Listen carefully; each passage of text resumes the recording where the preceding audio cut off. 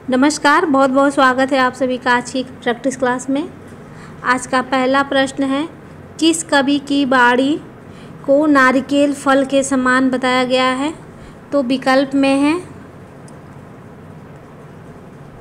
घटकरपर, भर्तृहरि, कालिदास या फिर भारवी।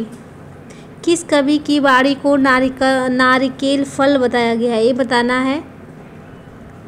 तो इसका सही उत्तर हो जाएगा विकल्प 4, भारवी के बाणी को नारिकेल फल के समान बताया गया है। तो इसका सही उत्तर हो जाएगा विकल्प 4। अगला प्रश्न है, अंतःकरण की वृत्तियों के चित्र का नाम कविता है, किसने कहा है? यह किसकी परिभाषा है? तो विकल्प में है भारतेंदु हरिश्चंद्र, महावीर प्रसाद द्विवेदी, श्याम सुंदर दास या फिर आचार्य रामचंद्र शुक्ल। अंतःकरण की वृत्तियों के चित्र का नाम कविता है, यह परिभाषा महावीर प्रसाद द्विवेदी जी का है। दूसरा विकल्प इसका सही उत्तर हो जाएगा। अगला प्रश्न है, इनमें से कौन सी बोली पश्चिमी हिंदी के अंतर्गत नहीं आती है? तो विकल्प में है खड़ी बोली, ब्रजभाषा, कन्नौजी या फिर अवधी। तो इसका सही उत्तर हो जाएगा विकल्प 4, अवधी।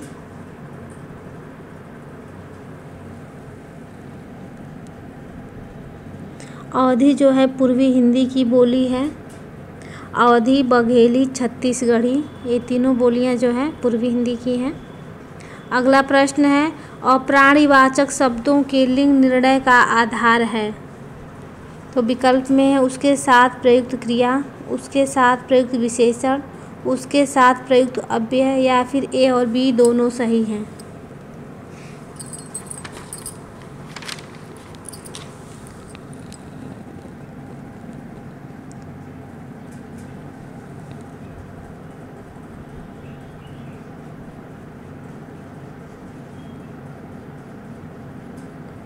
तो अप्राणीवाचक शब्दों का लिंग निर्णय का आधार उसके साथ प्रयुक्त क्रिया, उसके साथ प्रयुक्त विशेषण है। तो इसका सही उत्तर हो जाएगा विकल्प डी, ए और बी दोनों। कट रहा है ये, ए और बी दोनों।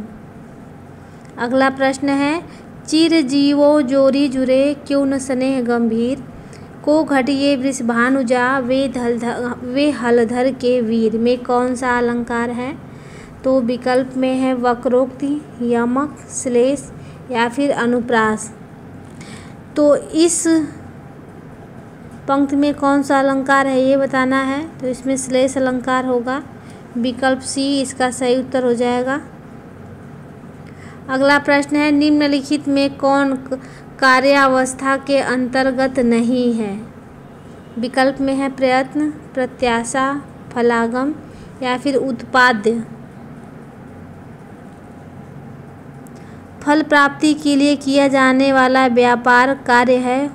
यह नाटक में प्रारंभ से लेकर अंत तक विस्तृत रहता है। इस विस्तार के 5 भाग किए गए हैं जिन्हें कार्यावस्था कहते हैं। और कौन नहीं है उसमें ये बताना है। तो 4 विकल्प इसका सही उत्तर हो जाएगा। उत्पाद्य नहीं होता है, उत्पाद्य नहीं होगा इसमें। जो 5 भाग किए गए हैं उसमें है प्रारंभ, प्रयत्न, प्रत्याशा, नियताप्ति और फलागम। अगला प्रश्न है, पंजाबी की लिपि है, पंजाबी किस लिपि में लिखी जाती है? तो आप सभी लोगों को पता है पंजाबी गुरुमुखी लिपि में लिखी जाती है। विकल्प बी इसका सही उत्तर हो जाएगा। अगला प्रश्न है, निम्नलिखित में कौन सा अर्थ प्रकृतियों के अंतर्गत नहीं आता है?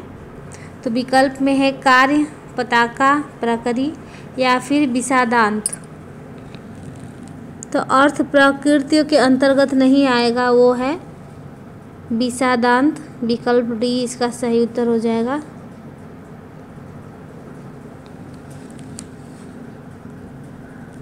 अर्थ प्रकृतियों के अंतर्गत जो है इसके भी 5 भेद बताए गए हैं, जिसमें है बीज, बिंदु, बीज, बिंदु, पताका, प्रकृति और कार्य। अगला प्रश्न है शब्दार्थों सहितो काव्यम किसने कहा है? तो विकल्प में है भामा, विश्वनाथ, भरत मुनि और जगन्नाथ। तो यह कथन किसका है? तो यह भामा का कथन है। विकल्प सी इसका सही उत्तर हो जाएगा, भामा। यह परिभाषा भामा की थी। अगला प्रश्न है उससे अच्छे तो आप हैं में कौन सा कारक है? विकल्प में अधिकरण, अपादान, करण या फिर संबोधन। उससे अच्छे तो आप में कौन सा कारक है?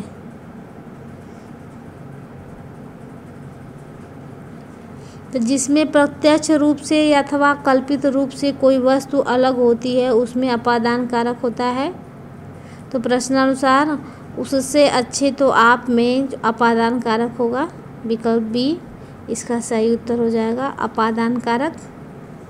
अगला प्रश्न है भगवान राम के जीवन से संबंधित नाटक है, कौन है? तो विकल्प में मालती माधव, महावीर चरित, स्वप्न वासव दत्ता, उपरोक्त में से कोई नहीं।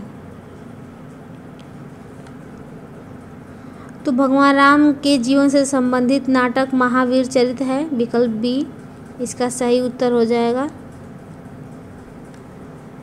अगला प्रश्न है वर्तमान साहित्य पत्रिका के संपादक हैं, कौन हैं? तो विकल्प में है अशोक वाजपेयी, वीरेश्वर मिश्र, जी गोपीनाथन, विभूति नारायण राय। तो वर्तमान साहित्य पत्रिका के संपादक जो हैं विभूति नारायण राय हैं। विकल्प 4 इसका सही उत्तर हो जाएगा।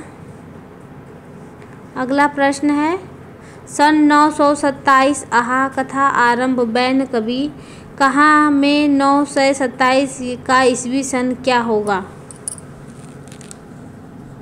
ईस्वी सन बताना है।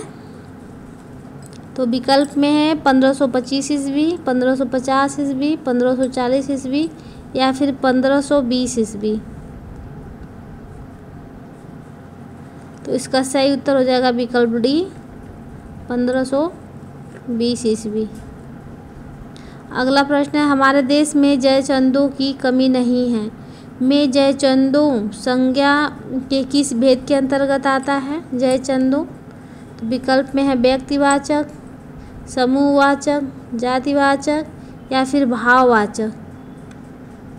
तो जयचंदों जो है यह जातिवाचक संज्ञा के अंतर्गत आएगा। विकल्प सी इसका सही उत्तर हो जाएगा। अगला प्रश्न है विशेष रूप से जो भावों को प्रकट करते हैं उन्हें कहते हैं? अनुभाव, संचारी भाव, विभाव या फिर स्थायी भाव।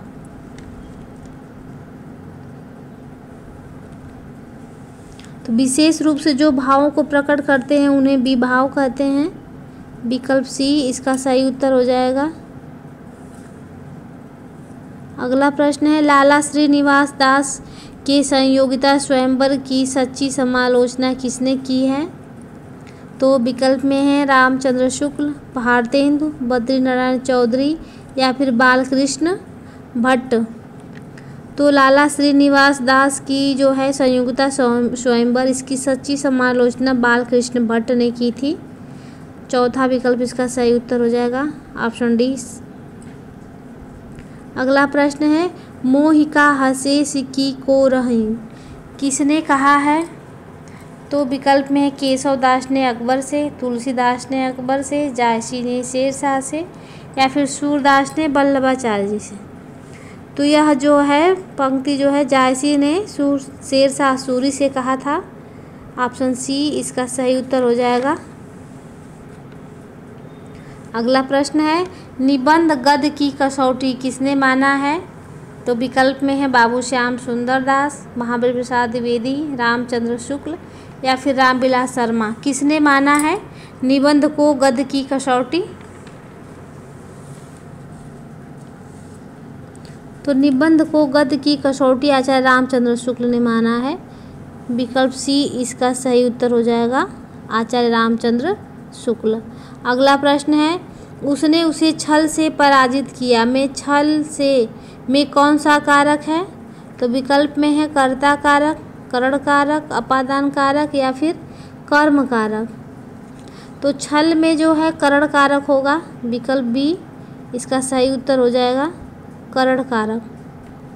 अगला प्रश्न है, इतना सुन के शाहपात शाही जी, श्री अकबर शाही जी, आध शेर सोना नरहरदास चारण को दिया, इनके 1.5 शेर सोना हो गया, रास वंचना पूर्ण भया, आम खास हुआ। इन पंक्तियों का संबंध किससे है?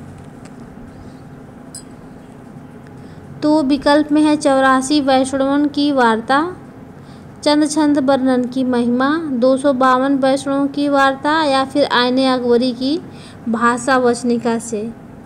इन पंक्तियों का संबंध किससे है? तो इस पंक्तियों का संबंध जो है चंद छंद वर्णन की महिमा से है, विकल्प बी इसका सही उत्तर हो जाएगा।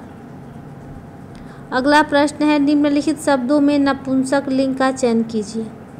कौन सा शब्द नपुंसक लिंग है? तो विकल्प में है स्त्री, दारा, कलत्र या फिर पत्नी। तो नपुंसक लिंग के अंतर्गत आ जाएगा कलत्र, विकल्प सी इसका सही उत्तर हो जाएगा। अगला प्रश्न, ध्यान मग्न में कौन सा समास है? तो विकल्प में है अव्ययी भाव, कर्मधारय, तत्पुरुष या फिर बहुव्रीहि। तो ध्यान में मग्न, इसमें जो है तत्पुरुष समास होगा, विकल्प सी इसका सही उत्तर हो जाएगा। अगला प्रश्न है, स्पर्श धातु के लंग लकार के मध्यम पुरुष में दिए गए रूपों में गलत कौन है? तो विकल्प में है अस्पृश्यः, अस्पृश्यताम, अस्पृश्यतम या फिर अस्पृश्यत। कौन सा जो है गलत है? तो गलत जो है विकल्प बी वाला ऑप्शन गलत है, इसमें अस्पृश्यताम गलत है। अगला प्रश्न है, जदापि सुजाति सुलक्षणी सुवर्ण सरस सुकृत भूषण विर्ण विराजयी कविता वनिता मित्त। कविता की यह परिभाषा किसकी है? तो विकल्प में है बिहारी, मतिराम, केशवदास या फिर देव। तो यह कविता जो है केशवदास की है, विकल्प सी इसका सही उत्तर हो जाएगा, केशवदास। अगला प्रश्न है, राजेंद्र यादव हंस के संपादक थे, कब थे? तो विकल्प में है 1980 से 2012 तक, 1985 से 2014 तक, 1986 से 2013 तक या फिर 1987 से 2014 तक। राजेंद्र यादव को बताना है, तो इसका सही उत्तर हो जाएगा विकल्प सी 1986 से 2013 तक संपादक रहे हैं राजेंद्र यादव हंस पत्रिका के। अगला प्रश्न है, वाक्य विचार के अंतर्गत क्या अध्ययन किया जाता है? तो विकल्प में है शब्दकोश का, वर्णों का, वाक्यों का या ए और बी दोनों सही। तो वाक्य विचार के अंतर्गत वाक्यों का अध्ययन किया जाता है, विकल्प सी इसका सही उत्तर हो जाएगा। अगला प्रश्न है, स्वश्रीह शब्द के चतुर्थी विभक्ति में दिए हुए रूपों में गलत कौन सा है? तो विकल्प में है स्वश्रेय, स्वश्रुह, स्वश्रिभ्याम या स्वश्रिभ्य। कौन सा गलत है ये बताना है। तो जो गलत रूप है वो है विकल्प बी स्वश्रुह, ये गलत है। अगला प्रश्न है, 12 बरिस लय कुकर जिए और 13 लय जिए सियार, बरिस 18 छत्री जिए आगे जीवन को धिक्कार।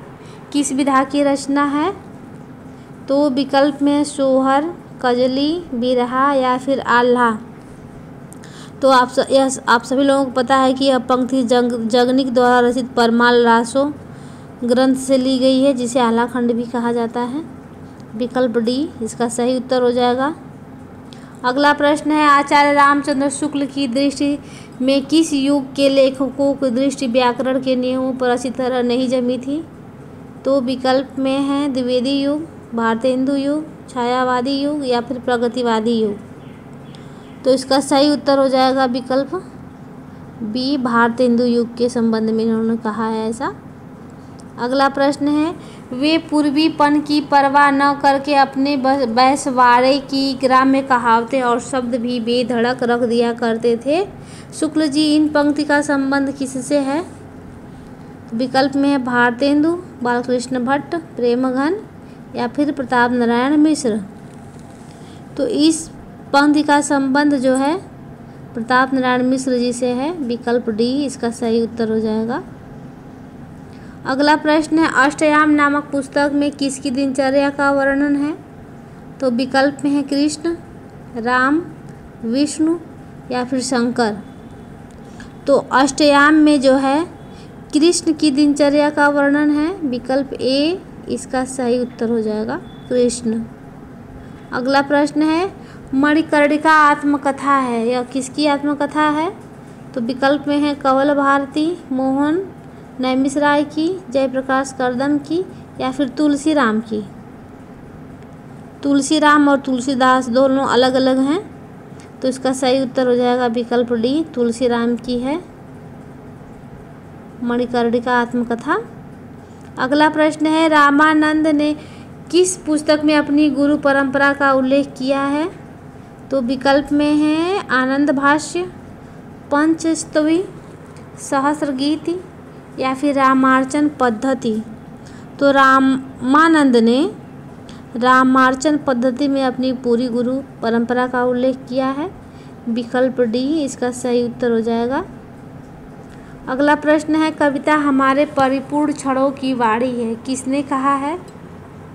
तो विकल्प में है निराला जी, प्रसाद जी, पंत जी और महादेवी वर्मा जी। यह परिभाषा किसकी है? तो कविता हमारे परिपूर्ण क्षणों की वाणी है, यह जो कथन जो है सुमित्रा नंदन पंत जी का है। ऑप्शन सी इसका सही उत्तर हो जाएगा।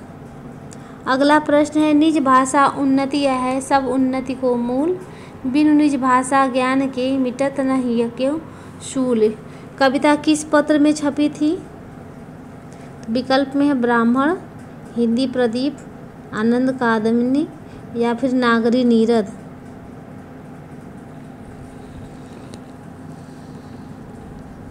तो हिंदी प्रचार के लिए भारतेंदु जी को बहुत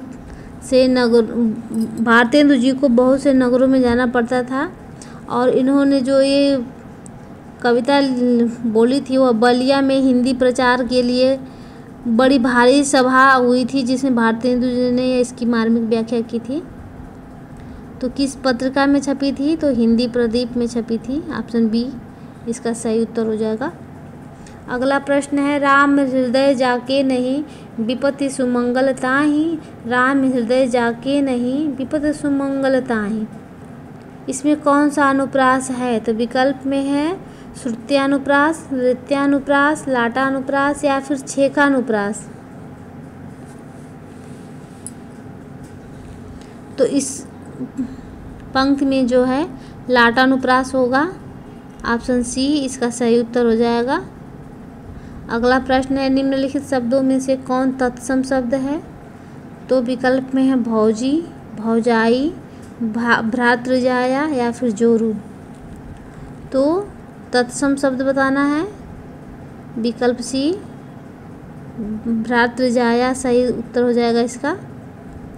अगला प्रश्न है, सन 1951 में प्रकाशित दूसरा सप्तक में कौन सी कवित्री शामिल थी? दूसरे सप्तक की कवित्री का नाम बताना है। तो विकल्प में अमृता भारती, कीर्ति चौधरी, शकुंतला माथुर या फिर सुमन राजे। तो 1951 में जो दूसरा सप्तक प्रकाशित हुआ था, इस सप्तक में जो 7 कवियों का समूह था उसमें एक कवित्री थी, वो थी शकुंतला माथुर। ऑप्शन सी इसका सही उत्तर हो जाएगा, शकुंतला माथुर। तीसरे सप्तक में है कीर्ति चौधरी, चौथे सप्तक में है सुमन राजे। अगला प्रश्न है, नीचे एक ही शब्द की 4 वर्तनी दी गई है, सही वर्तनी का चयन कीजिए। तो विकल्प में है 36, 36, 36 या फिर 36। तो ऑप्शन डी इसका सही उत्तर हो जाएगा, 36 ऐसे लिखा जाएगा। अगला प्रश्न है, श्रृंगार रस की दृष्टि से कृष्ण किस प्रकार के नायक हैं? तो विकल्प में है अनुकूल, दक्षिण, शठ या फिर धृष्ट। तो श्रृंगार रस की दृष्टि से जो है कृष्ण दक्षिण नायक हैं। ऑप्शन बी इसका सही उत्तर हो जाएगा, दक्षिण नायक हैं। श्रृंगार रस की दृष्टि से नायक 4 प्रकार के होते हैं, अनुकूल, दक्षिण, शठ और धृष्ट। तो कृष्ण जो है दक्षिण नायक के अंतर्गत आते हैं। दक्षिण नायक एक से अधिक पत्नी वाला होता है, लेकिन वह एक प्रधान मतलब एक विशेष स्त्री पर मतलब एक स्त्री पर विशेष ध्यान देता है दक्षिण नायक। अगला प्रश्न है, गंगा हिमालय से निकलती है के लिए संस्कृत में 4 वाक्य दिए गए हैं, सही वाक्य का चयन कीजिए। गंगा हिमालय से निकलती है, इसका अनुवाद करना है संस्कृत में। सही अनुवाद क्या होगा? तो विकल्प में ही गंगा हिमालयो प्रभवती, गंगा हिमालयम प्रभवती, गंगा हिमालयेण प्रभवती या फिर गंगा हिमालयात प्रभवती।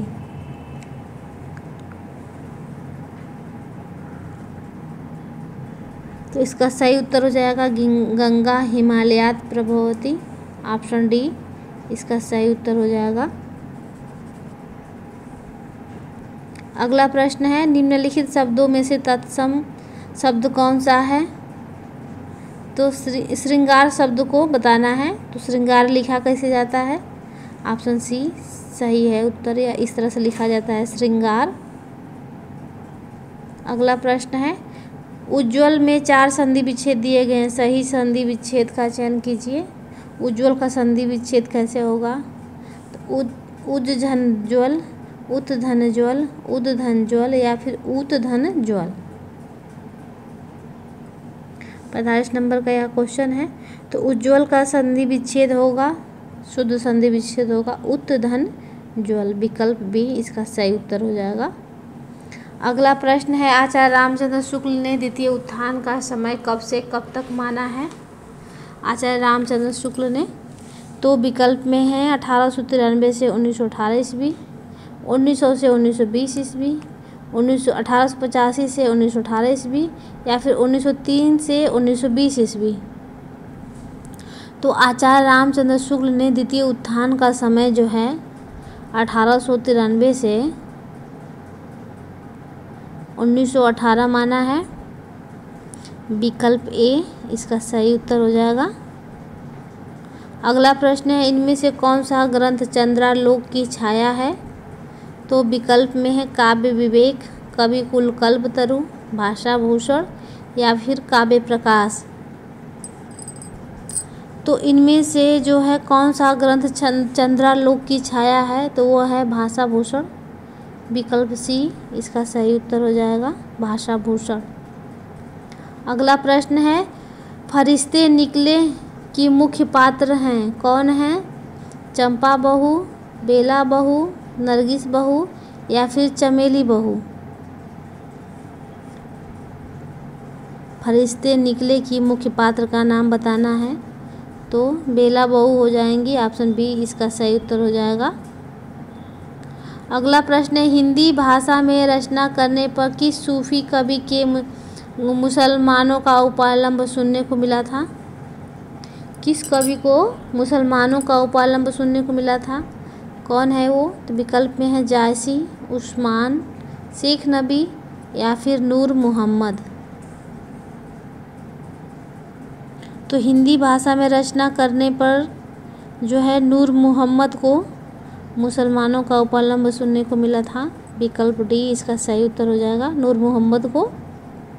अगला प्रश्न है, नई ज़मीन तोड़ना के 4 अर्थ दिए गए हैं, सही का चयन करना है। नई ज़मीन तोड़ना का क्या अर्थ होगा? पुराने को मिटाना, लिखे हुए को काटना, अनूठा प्रयोग या फिर बड़ी लकीर खींचना। तो नई जमीन तोड़ना मुहावरे का सही अर्थ हो जाएगा अनूठा प्रयोग। विकल्प सी इसका सही उत्तर है। अगला प्रश्न है, आचार्य रामचंद्र शुक्ल ने प्रथम उत्थान का समय कब से कब तक माना है? इसे पिछले वाले प्रश्न में द्वितीय उत्थान का पूछा था, अब पहले उत्थान का बताना है। तो विकल्प में है 1850 से 1885 ईस्वी, 1857 से 1900 ईस्वी, 1868 से 1993 ईस्वी या फिर 1800 से 1850 ईस्वी। प्रथम उत्थान किसे माना है आचार्य रामचंद्र शुक्ल ने? तो प्रथम उत्थान माना इन्होंने 1868 से 1893 ईस्वी तक को प्रथम उत्थान माना है इन्होंने, 1868 से 1893 तक, और द्वितीय उत्थान में 1893 से 1918। अगला प्रश्न है, किस समास का पूर्व पद संख्यावाची होता है? यह बहुत इजी सा प्रश्न है। तो विकल्प में है तत्पुरुष, द्विगु, अव्ययी या इनमें से कोई नहीं। तो द्विगु समास का प्रथम पद जो है संख्यावाची होता है। विकल्प बी इसका सही उत्तर हो जाएगा। अगला प्रश्न है, द्वंद्व समास में कौन सा पद प्रधान होता है? द्वंद्व समास में तो विकल्प में है उत्तर पद, प्रथम पद, दोनों पद या इनमें से कोई नहीं। यह बहुत इजी सा प्रश्न है। द्वंद्व समास में दोनों पद प्रधान होता है, तो विकल्प सी इसका सही उत्तर हो जाएगा। अगला प्रश्न है, निम्नलिखित में कौन सा अर्थोपेक्षक नहीं है? अर्थोपक्षेपक नहीं है। कौन नहीं है? तो विकल्प में है प्रवेशक, चूलिका, नियताप्ति या फिर विस्कंभक।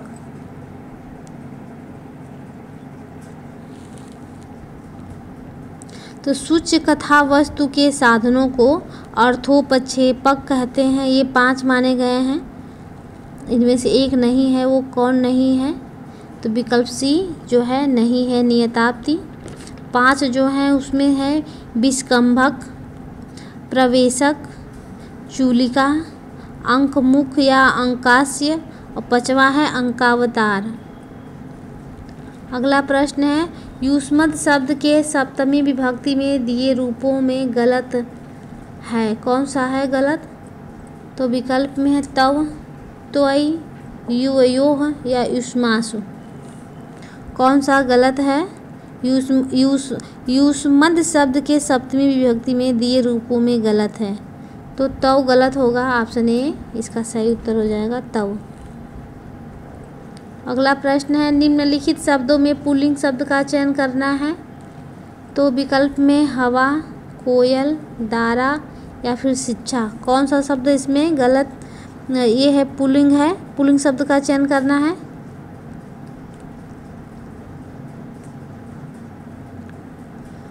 तो हवा चलती है, कोयल स्त्रीलिंग है, शिक्षा भी होती है, लेकिन दारा जो है यह पुल्लिंग शब्द है। ऑप्शन सी इसका सही उत्तर हो जाएगा। अगला प्रश्न है, बसंत के 4 पर्याय दिए गए हैं, इनमें त्रुटिपूर्ण कौन है? तो विकल्प में है ऋतुपति, सुकुमाकर, मधुमास या फिर कांतार।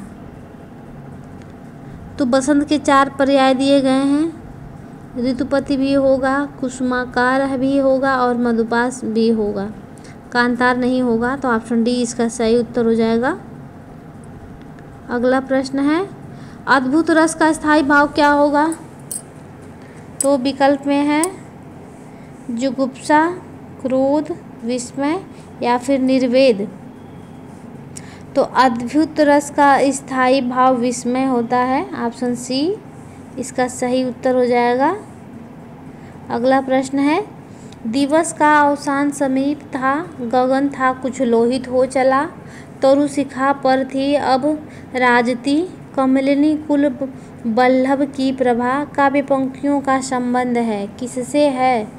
तो विकल्प में है आंसू से, परिवर्तन से, प्रिय प्रवास से या फिर किसान से।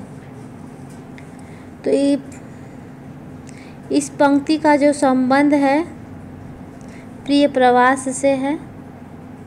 ऑप्शन सी इसका सही उत्तर हो जाएगा। प्रिय प्रवास किसकी रचना है? तो यह हरिऔध जी की रचना है प्रिय प्रवास। अगला प्रश्न है निबद्ध या निबंध काव्य कौन नहीं है? तो विकल्प में है विनय पत्रिका, प्रलय की छाया, शिवाजी को पत्र या फिर राम की शक्ति पूजा। निबद्ध या निबंध काव्य कौन नहीं है? तो विकल्प ए इसका सही उत्तर हो जाएगा विनय पत्रिका। अगला प्रश्न है इनमें से कौन व्यंजन अल्प प्राण है? तो अल्प प्राण बताना है। महाप्राण कौन होता है? तो वर्ग का दूसरा और चौथा वर्ण जो है महाप्राण होता है। पहला, तीसरा और पांचवा अल्प प्राण होता है।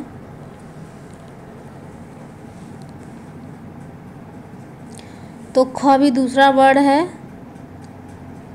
थ भी दूसरा वर्ण है, फ भी दूसरा वर्ण है, च लेकिन पहला वर्ण है। तो ऑप्शन सी इसका सही उत्तर हो जाएगा। च जो है अल्प प्राण है, बाकी तीनों महाप्राण हैं। अगला प्रश्न है इनमें से कौन नाट्य वृत्तियों के अंतर्गत नहीं आता? तो विकल्प में है सात्विक, कौशिकी, आरभाटी या फिर भारती। तो नाटक में भाव का अर्थ की अभिव्यक्ति शैलियों को वृत्ति कहते हैं। ये 4 प्रकार की होती हैं। कौन कौन सी होती हैं? कौशिकी, सात्विकी, आरभाटी और भारती। जो नहीं है वो कौन है? वो है सात्विक। ऑप्शन ए इसका सही उत्तर हो जाएगा सात्विक। सात्वती होता है न कि सात्विक।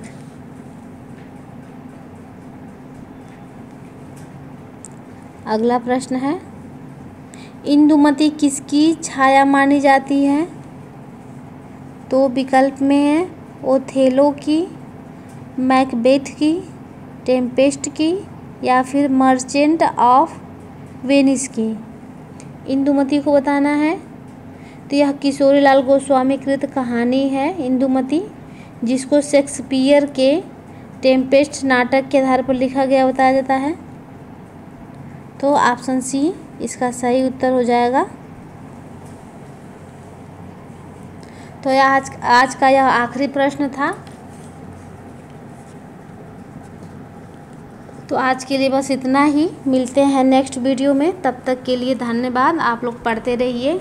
हाँ, मेरी वीडियो अगर अच्छी लग रही है आप लोगों को तो मेरी वीडियो को लाइक करें, ज़्यादा से ज़्यादा शेयर करें और मेरे चैनल को सब्सक्राइब करें। धन्यवाद।